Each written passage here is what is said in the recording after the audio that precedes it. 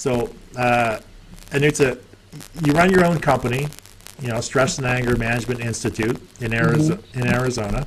Arizona and California. And California. You have two locations. Two locations. You're also a mother to 3 children. Yes. You have demanding type A personality clients. Yes. So tell me about the stress in your life. So, and do you use your own techniques on yourself? I do. And, I think it's one of the things that I could say and feel really good about is that I can relate to individuals at different levels, because stress is an inevitable part of life. It's just some stress keeps us sharp. Stress is not necessarily a bad thing. It's the level of stress and having room for margin that most people find challenging to balance.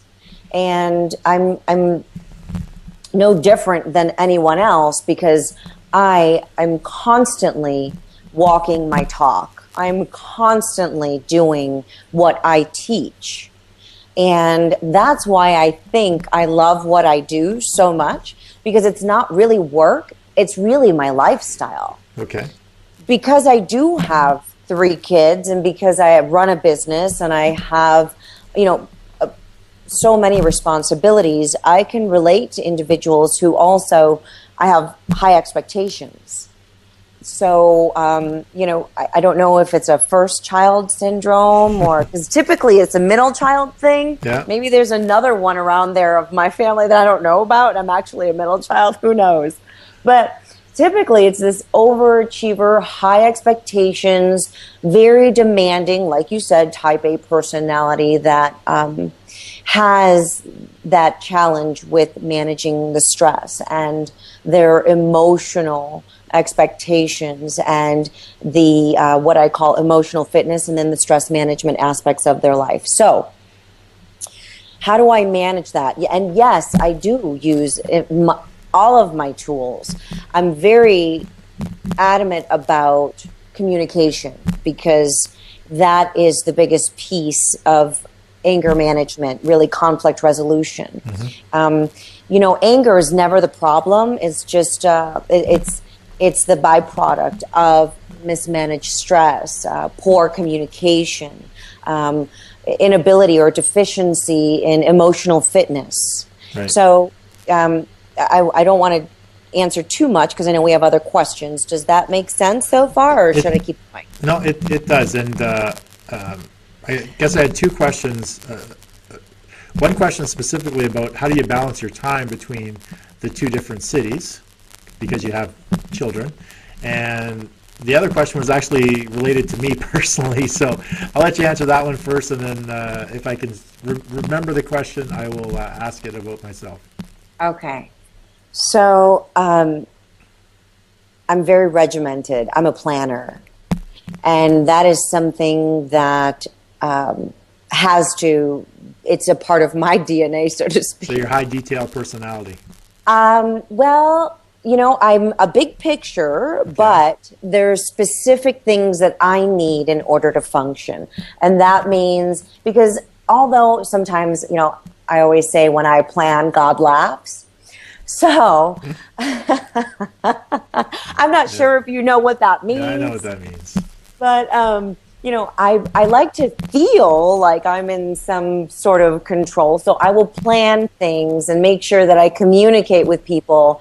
And when things don't go as planned, that's when my tools kick in.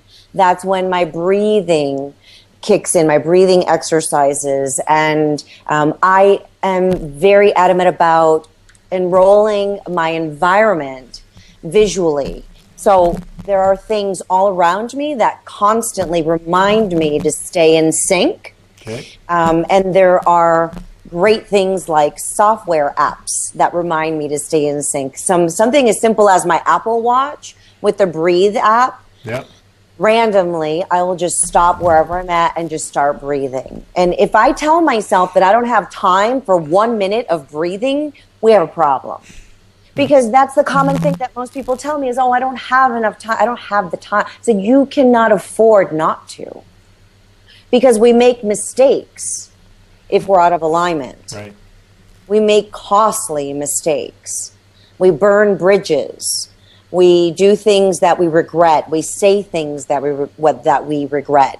And, you know, and I always remind my children, you can't unsee something that's been seen. You can't unspeak something that's been spoken. You can't undo things that you've already done. So make your choices wisely. And of course, I've learned that from not making a lot of wise choices throughout my life. And then I got it together, and I thought, okay, something's got to change. Yeah. Eventually, I got to the point where I realized that I needed to shift my decision-making process. So these are the things, to answer your question, that I believe are important to me, is my decision-making process. Am I bringing people into my life, or that are in my environment, that are in alignment with my core beliefs and values? Because a relationship that you get into, whether it's a friendship or a personal relationship, can, you know, take your eyes off the road, and who knows where you could end up. That's right. And then you got to get back on course. So I don't like to waste time. That's why I like to plan. I'm a planner. Okay. And I love the idea of having things planned out. And then I have tools in place and strategies that help me manage through the process when things don't go as planned. And that's probably 50% of the time.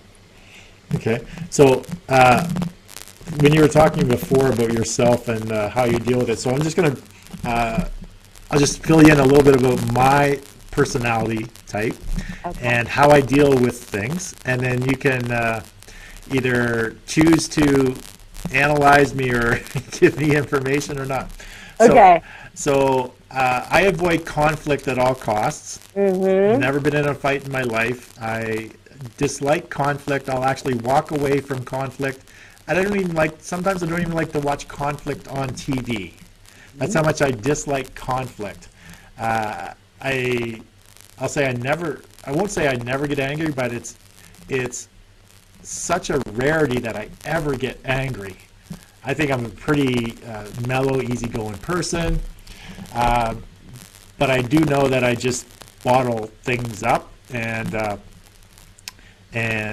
so, you know, I'm a very emotional person, but I don't. You are sensitive, but I don't show it. Yes. But I can sit and watch a TV show or watch a movie, and then this one little thing happens, and almost like I start to cry.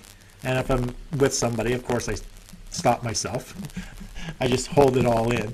You suppress it. So I suppress my feelings in public a lot, and I avoid conflict at all costs. And I don't even like to watch conflict at times. So I don't know what that says about me. But can you explain a little bit more of what the conflict resolution? Is it meant for people that actually are engaged in conflict, or you work with people that sort of like myself that avoid conflict at all costs?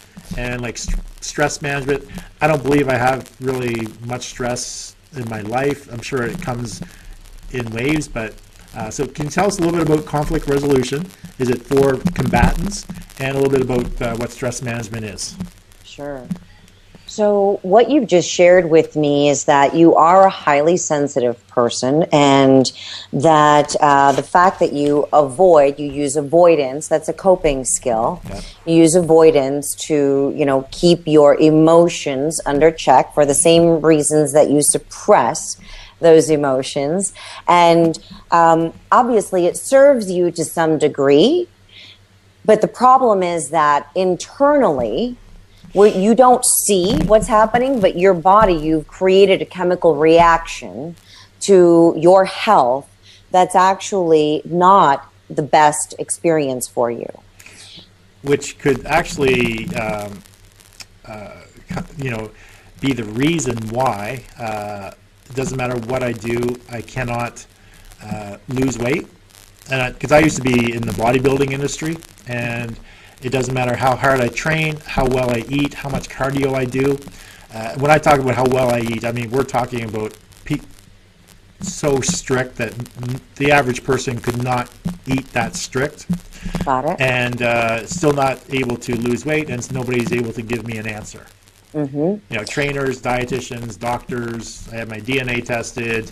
Nobody can give me an answer as to what it is. So I'm wondering, so tell me a little bit more. This intrigues me because it's relating to me. Okay. So tell me a little bit more about these chemical imbalance. Are you talking about the cortisol? Well, actually, let me levels? tell you something. And I have some feedback. That's why I keep messing with my my computer over here. Here's what's interesting is I recently chose to let go of 50 pounds. And let me tell you that when you hold on to things, you'll eat them. You'll eat your emotions sometimes. Some people drink their emotions. Other people act out their emotions. Those are the people that, you know, you see that angry and they don't have any poker face. Like they just can't. You've probably got good poker face because you can suppress it pretty well.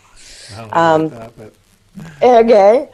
Well, you've practiced. You've got years of practice. But seriously, it's a controlling factor.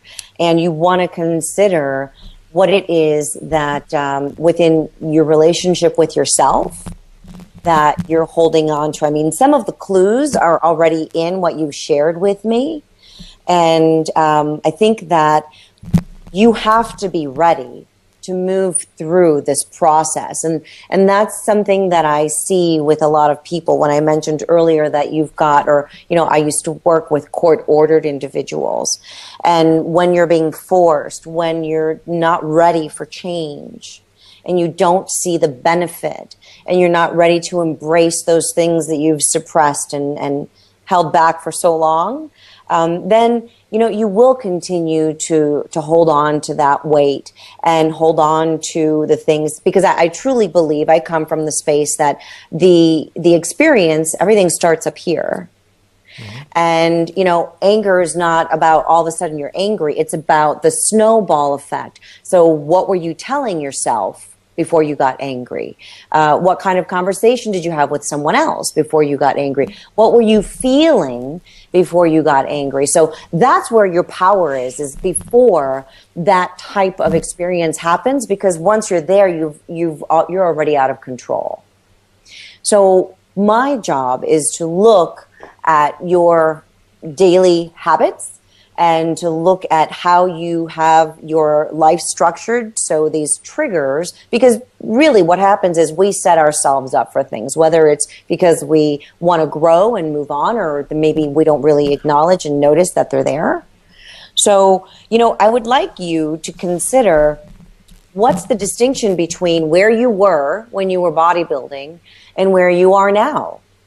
What's the difference in who you are as a person? What happened for you, you know, that shifted in your life?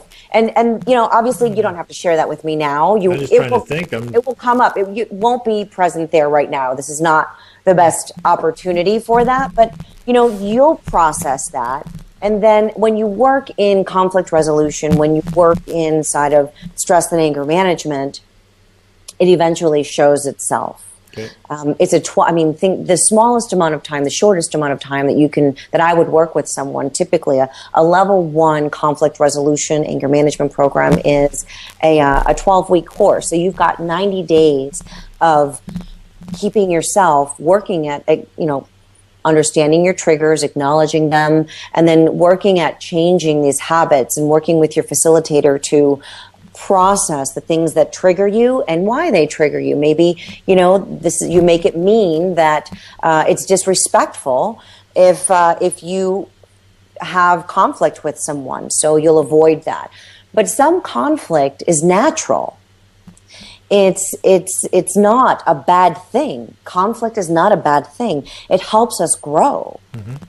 Have you heard the story about the lobster that only grows in its shell? So it's got the shell, and then it has to go underneath the rock, and it's this discomfort of needing to expand in its rock. So in its shell, do you remember that story? Vaguely. Okay. So there's room for growth. Conflict is not a bad thing. It's really a gift. I see it as a gift, just like anger is a gift because it's a red flag. Okay. Anger is the perfect gift because it says to you, you're out of alignment with your core beliefs, your values, your authentic self, and let's figure out who you've brought into your life, what you're doing that doesn't really resonate with who you are. Okay. So that's what you want to consider is who were you before that and who are you now? And where is it that you feel the need to